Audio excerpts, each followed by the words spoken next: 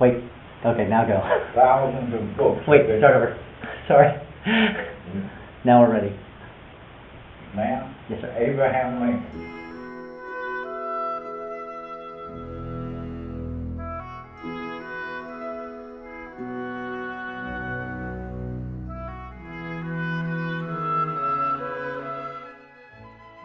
Thousands of books have been written about him, and they have been translated to every known language on the face of this earth.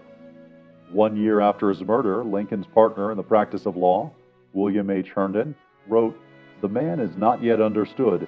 His history is not known." I am not sure we understand his history even today. Why does Abraham Lincoln endure hundreds of years after his humble birth in Kentucky? Why does he continue as the man who has affected most profoundly the lives, thoughts, attitudes, and actions of modern Americans? Why has he remained in death as powerful as in life? Maybe it is as his Secretary of War Edwin Stanton said as Lincoln drew his last breath that spring day in Washington, "Now he belongs to the ages." I would like to present today the faces of Abraham Lincoln as seen through the cameras of his day. The first known photo was made in 1847 in Springfield, Illinois, by W. H. Shepard, and the last portrait was taken by Alexander Gardner on April 10th, just about 4 days before his assassination at the hands of John Wilkes Booth at Ford's Theater. While you study the evolution of that face in these photographs, I shall offer a few thoughts on the man. In the time of the April lilacs in the year 1865, a man in the city of Washington trusted a guard to watch at the door. The guard was careless and left the door. The man was shot. He lingered a day and passed away. He was laid in a box and carried north and west 1,000 miles. Bells rang, cities were draped in black crepe, and people stood with hats off as the railroad burial car came and passed at night, at dawn or at noon. During the 4 years before he gave up the ghost, this man was clothed with great powers, commanding the most powerful armies till then assembled in modern warfare. Enforcing drafts of soldiers, abolishing the right of habeas corpus, directing politically and spiritually wild forces loosed in a great civil war. Billions of dollars worth of property was taken from those who had been legal owners of it, confiscated, wiped out as if by fire at his executive direction. A class of capital property recognized as lawful for 200 years went into the scrap pile. When Harriet Beecher Stowe, writer of Uncle Tom's Cabin, came to see Lincoln at the White House, he greeted her with, "So you're the little woman who wrote the book that made this great war." As they were finishing their talk of days of blood and suffering, he said, "I shan't last long after it's over." An Illinois congressman looked in on him as he had his face lathered for a shave at the White House and said, "If anybody had told me that in a great crisis like this, the people were going out to a little one-horse town and pick out a one-horse lawyer for president, I wouldn't have believed it." Lincoln answered, "Neither would I, but it was a time when a man with a policy would have been fatal for the country. I never had a policy. Simply try to do what seems to be best each day as each day comes." He told a cabinet officer, "I don't intend precisely to throw the Constitution overboard, but I will stick it in a hole if I can." The South was violating the Constitution to destroy the Union, he argued. Therefore, I will violate the Constitution if necessary to save the Union. When he was renominated in 1864, it was partly by the device of seating delegates from Tennessee, which gave enough added votes to seat favorable delegates from Kentucky, Missouri, Louisiana, and Arkansas, and until late in the campaign of 1864, he fully expected to lose the November bid for re-election. But military victories in Georgia and Virginia brought the tide his way. The vote was 2,200,000 for and 1,800,000 against. Among those who bitterly fought him for re-election and accused him of blunders and crimes were Franklin Pierce and Millard Fillmore, former presidents of the United States, Horatio Seymour, the governor of New York, Samuel B. Morse, inventor of the telegraph, Cyrus H. McCormick, inventor of the farm reaper, and General George B. McClellan, a Democrat who had commanded the Union Army and the most powerful newspaper of the day, the Chicago Times. In all its essential proposition, the Southern Confederacy had the moral support of powerful, respectable elements throughout the war. Barely more than 1 million fewer voters believed in the justice of the cause of the South as compared to that of the North. While propaganda raged and the war winds howled, Lincoln sat in the White House, the stubborn man of history who believed that the Mississippi was one river and could not belong to two countries, that the railroad connecting the land must be pushed through, and the Union Pacific Railroad must be completed.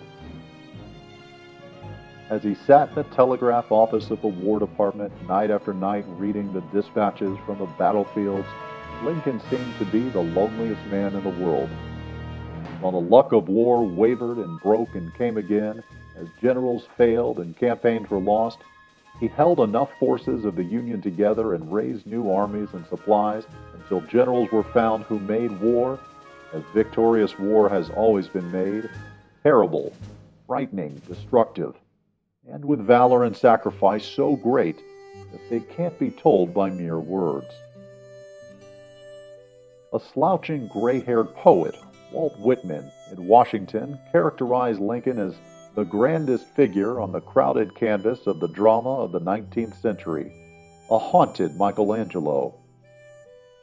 Lincoln's own speeches, letters, telegrams, and official messages during the war form the most significant and enduring documents to come from the mind of any one man.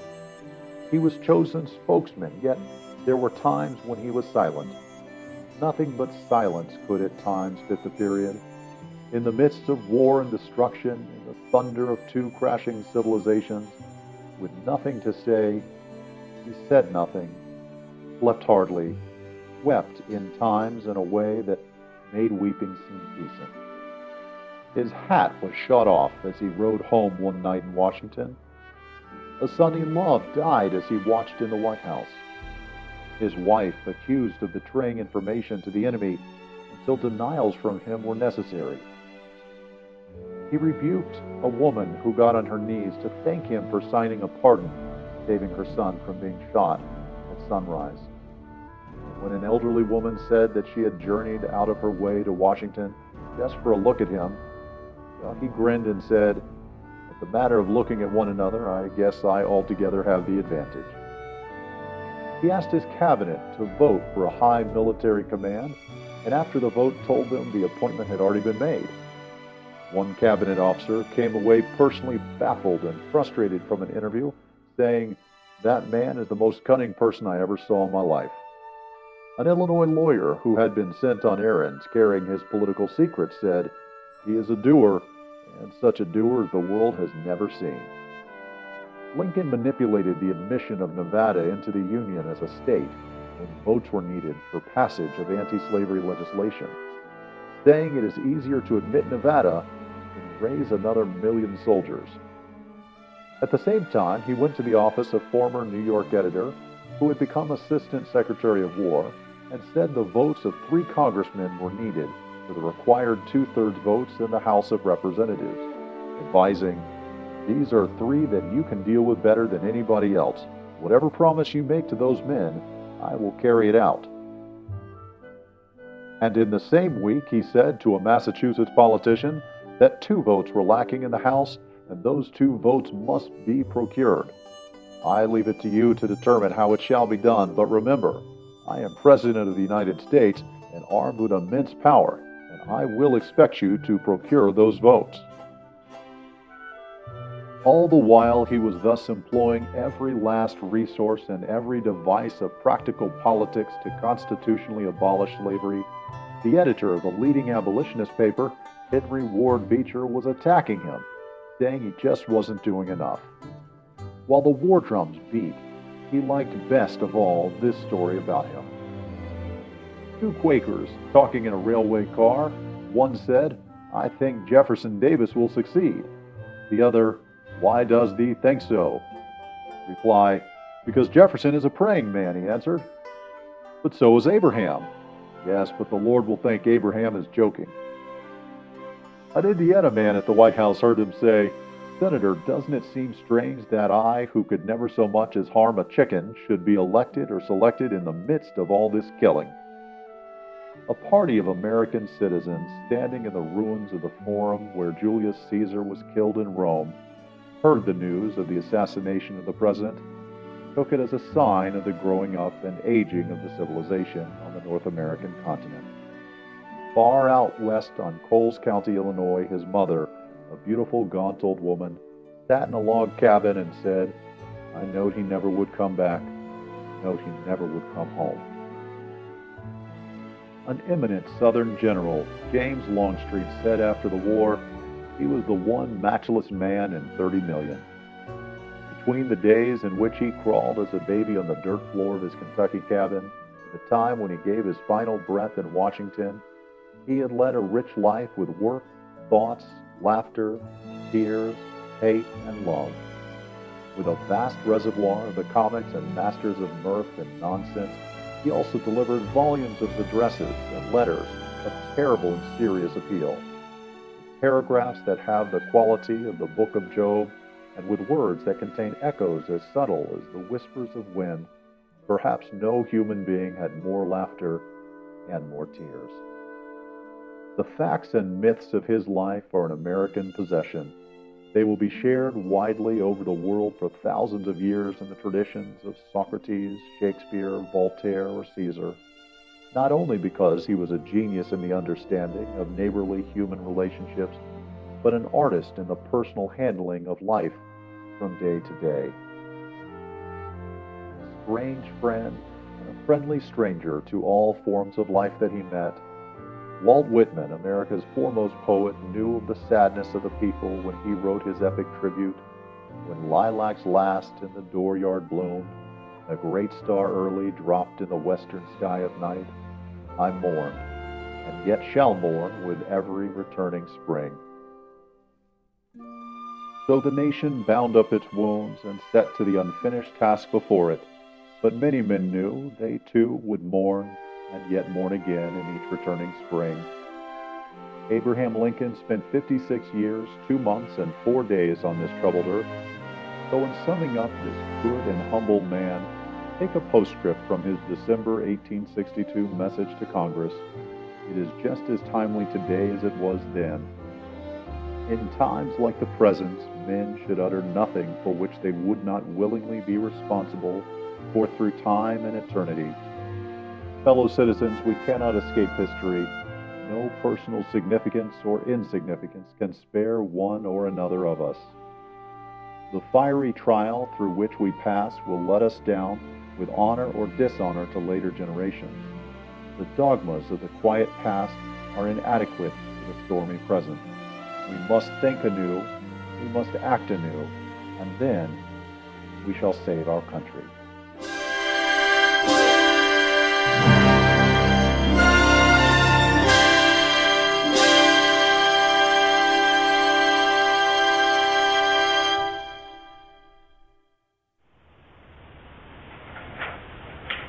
Fourscore and 7 years ago, our fathers both put upon this continent a new nation, conceived in liberty and dedicated to the proposition that all men are created equal. Now we are engaged in a great civil war, testing whether that nation or any nation so conceived and so dedicated can long endure. We are met on the great battlefield of that war. We have come to dedication a portion of that field as the final resting place for those who here gave their lives that this nation might live. It is altogether fitting and proper that we should do this. But in the larger sense, we cannot dedicate, we cannot consecrate, we cannot hallow this ground. The brave men living and dead who struggled here with concentrated far above our poor power to add or subtract. The world will no longer remember what we say here, but it can never forget what they did here. It is for other living rather to be dedicated here to the unfinished works which they who fought here thus far so far nobly advanced. It is rather for us here to be dedicated to great tasks remaining before us, that from these honors dead we take increased devotion to the cause of which they gave their last full measure of devotion. And we here highly resolve that those dead shall not have died in vain, and that this nation, under God, shall have a new birth of freedom, and that government of the people, by the people, for the people, shall not perish from the earth. Thank you. That's it.